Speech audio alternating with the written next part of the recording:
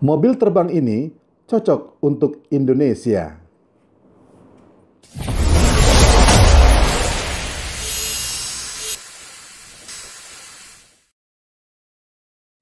Beberapa tahun ke depan, peradaban manusia akan semakin berkembang.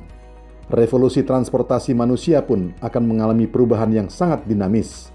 Terkait dengan hal itu, para ahli teknologi transportasi telah mempersiapkan sebuah alat transportasi canggih berteknologi tinggi, yakni mobil terbang.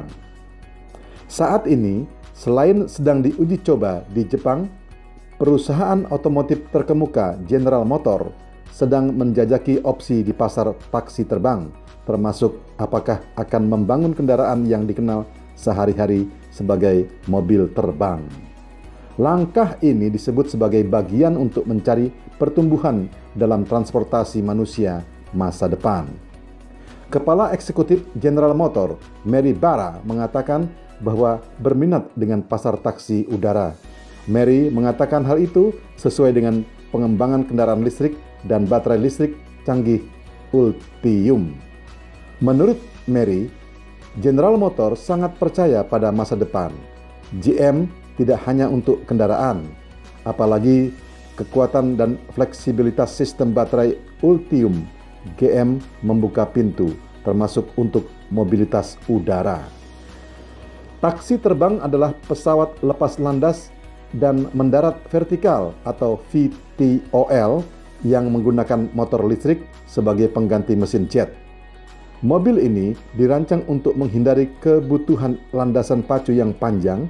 Kendaraan ini juga memiliki sayap layaknya pesawat terbang.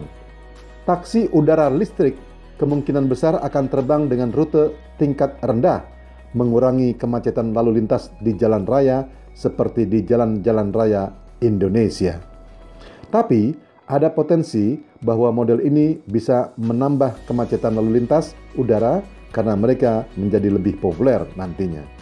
Investor korporat dan swasta telah menggelontorkan setidaknya 2,3 miliar dolar Amerika Serikat atau setara dengan 34,2 triliun rupiah ke lebih dari 100 startup mobil terbang, termasuk drone dan taksi udara listrik.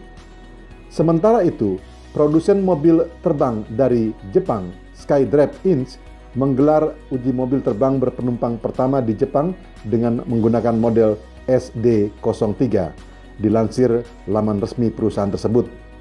Uji coba penerbangan berlangsung di Toyota Test Field yang luasnya 10.000 meter persegi, dengan memuat satu penumpang, dan mobil itu berhasil terbang mengitari arena selama 4 menit.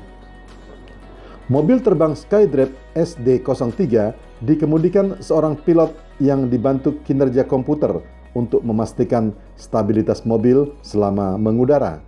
Terdapat seorang staf di darat yang memantau kondisi dan kinerja mobil selama penerbangan.